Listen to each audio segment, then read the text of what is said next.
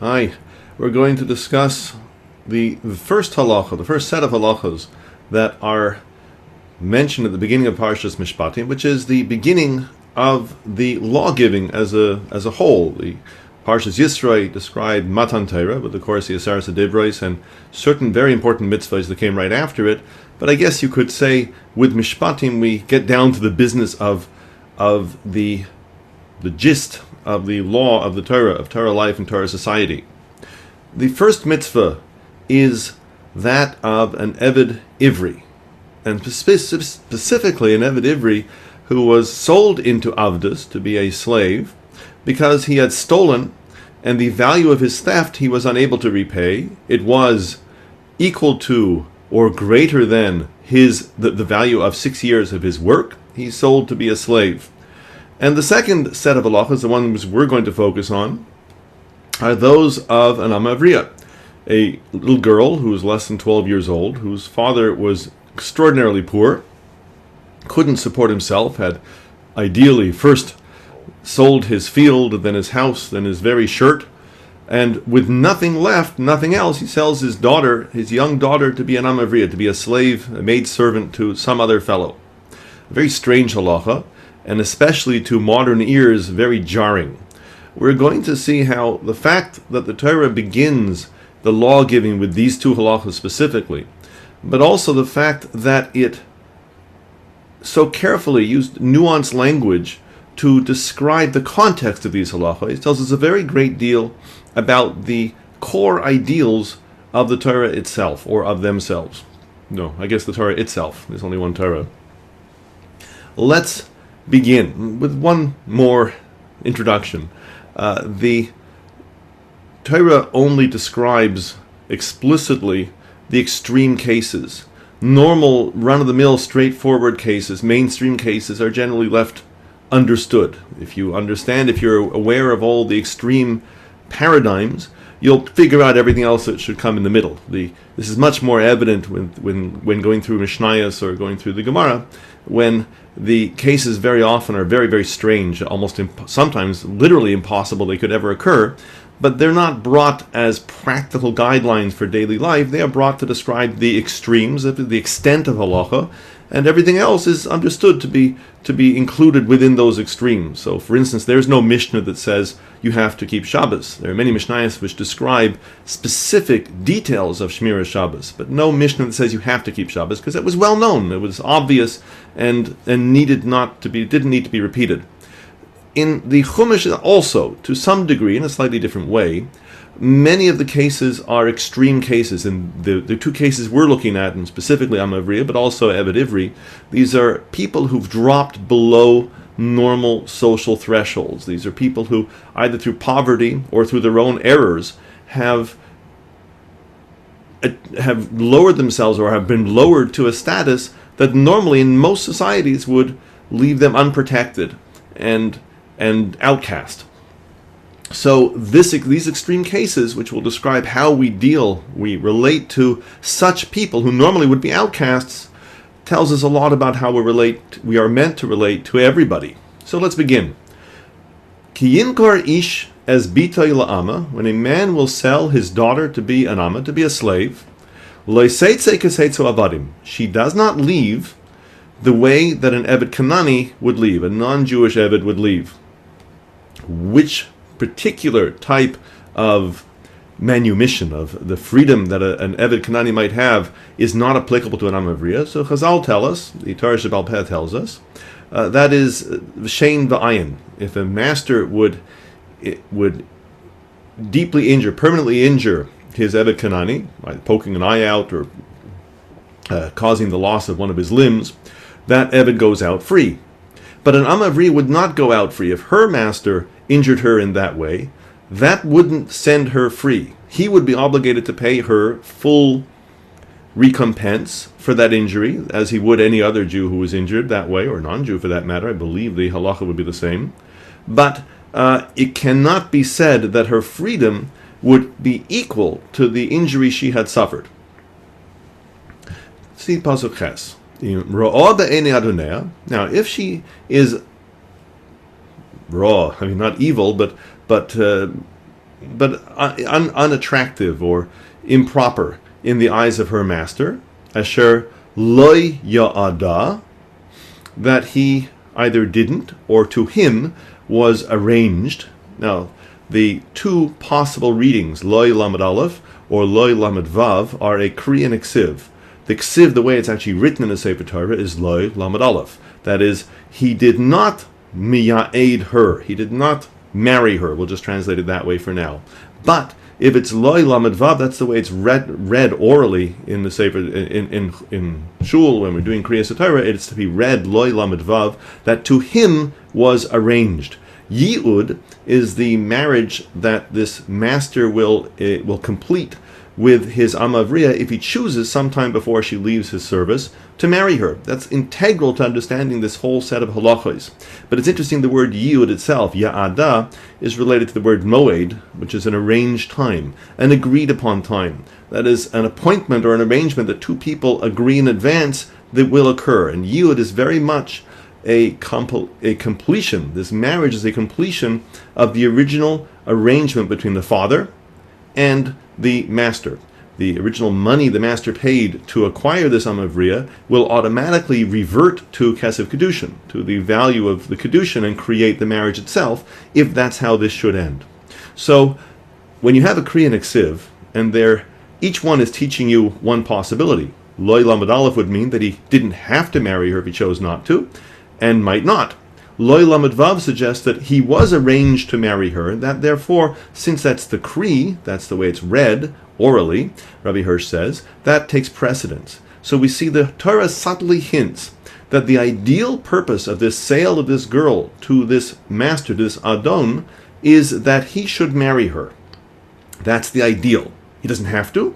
She's not forced, or at least he's not forced into this marriage, but it's ideal. V'hefta lehefta la'am nachri la'yimshol l'machra bebigdoi ba. V'hefta, but in this case, he didn't. The master did not marry her. Therefore, the father, if he now comes into some more money, may redeem his daughter, that he'll pay the amount of service that she hasn't yet served to the master, and she comes free. But la'am nachri, to a strange outside family. Can mean family or a social circle.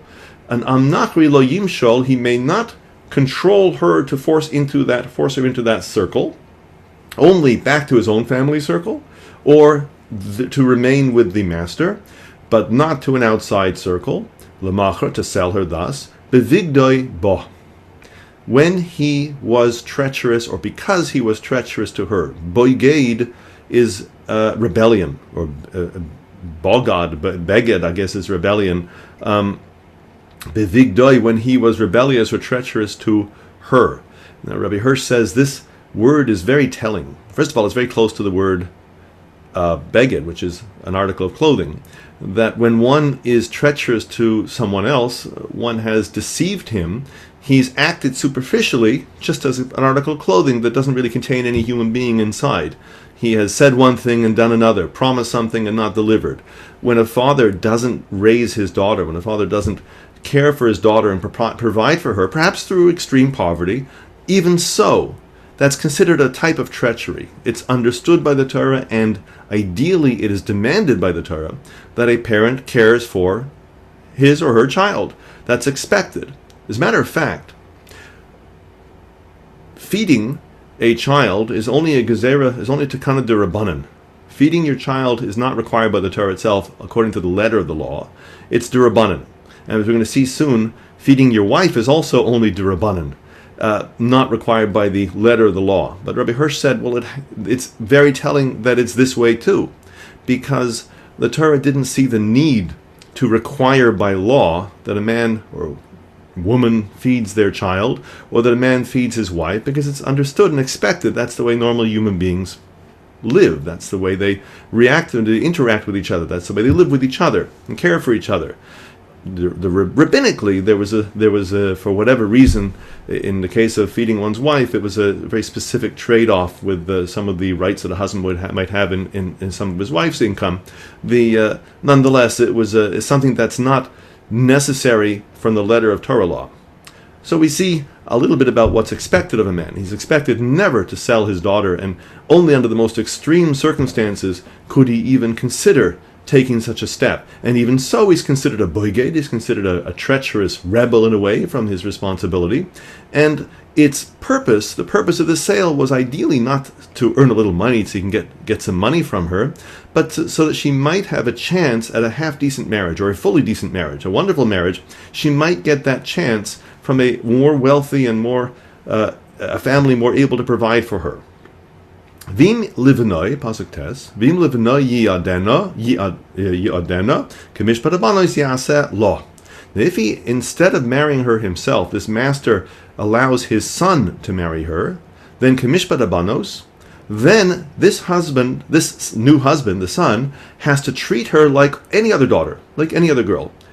The Torah says it by the marriage of the son, even though it applies just as much if the father marries her, because the son is the one who's most likely to mistreat this girl. After all, the father knew the girl when she was still free and had her dignity, and then took her into to his service, and still has a memory of her as a free girl.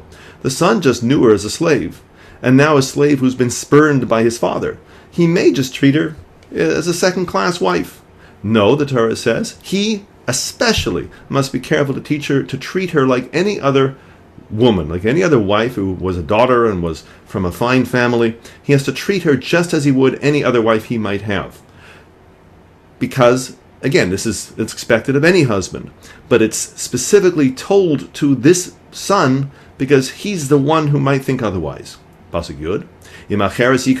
For instance, if he would marry some other wife, a second wife or a third wife, beyond this amah, she'era ksusa b'inasa b'igra, he may nevertheless not reduce his responsibilities to her. Clothing, food, according to one opinion, oinasa, marital responsibilities, all these things he must provide this wife along with all his other wives, no matter how he got her, no matter how she became his wife. She is a full wife, and she has to be treated with that respect. Incidentally, these halachas, of course, apply to any husband and to any wife, but they're most usefully emphasized specifically with this son, because he's the one who might think otherwise. Now, it's interesting to note, Rabbi Hirsch says, that according to many Rishonim, the Ran, Ritva, and the Rava Magid Mishnah, she'era does not mean food. It has another halachic application, but food was not required. A husband is not, by Torah law, required to feed his wife. But of course, which husband, under normal circumstances where the husband's the one working and providing for the family, which husband wouldn't feed his wife? The Torah expects that a normal man will provide for his family, and didn't require Torah law to enforce that. Pasuk Yud Aleph. Im shalosh eila lo yaseh lo, and if the Adoin, as it's going back to the master now, does not do any one of those three. In other words, if he doesn't marry her himself, he doesn't marry her to his son, or he doesn't allow her redemption through the cash from the father, she goes out free, without money. That is, she goes out without any obligation to any further service or any financial obligation to the master, nor is there any payment to the master accruing, but there is still some relationship with the father. That's an interesting Gemara. One more observation we'll make, and it's very important. Rabbi Hirsch, just to emphasize the hierarchy of ideals, the expectations that the Torah has for a Jewish parent, and especially in relation to marriage, and that rounds out our understanding of this whole parsha, is a Gemara in Kedushin, Daf Mem Aleph. Amar Rav Yudah Amar Rav, Vitema Rabbi Elazar, Asur la'adam shikadosh es bitay keshikatana. Halachically, one may not marry his daughter off when she is still a katana below the age of 12. Ani writes until she gets old. She's older than until she becomes an adult, and says, "I want to marry this one." Not only should you or may you not marry her when she's young, even though technically speaking, by letter of the law, a father has the right to, he nonetheless may not under normal circumstances. And that's true, but even more than that, He can't even pressure her. He has to. The choice of a husband has to be hers. Beploini ani roitze. It's very important to remember that this is, first of all, as an aside, it's something that this issue of child marriage, we consider a 14, 15, 16-year-old to be a child getting married. In fact, in Western society, it's illegal, and for very good reason. I think, however, that going back 250 years and further, historically, a 12-year-old or a 13-year-old was very different than a 12 or 13-year-old now. There wasn't anything like adolescence, apparently. We didn't have these long, drawn-out years and years and years of schooling and no responsibility, just gradually mature. I think 250 years ago, a normal person was mature and adult and responsible for himself and herself, probably from the early teen years. And a 12-year-old or a 13-year-old getting married probably wasn't as reprehensible as it seems to us now. With all that, and with the fact that the Torah and the letter of the law under extreme circumstances allows a child marriage, allows marriage of a girl even below the age of 12, nonetheless, it is forbidden lechatchila. It may not be done, except again under these extreme circumstances, and it's something that the Torah requires where the Torah requires the girl's consent, and even desire. So the institution of amah, to summarize, is an institution there for the benefit, ideally, of the girl. If there's a girl whose family has fallen to such poverty they just can't afford to feed and take care of themselves, then this might be her last and only and best hope for a decent marriage, decent family life, and a way out of poverty. As much as possible, the institution supports her potential future chances. And we will, Mr. Hashem, hopefully say more on a different subject next week.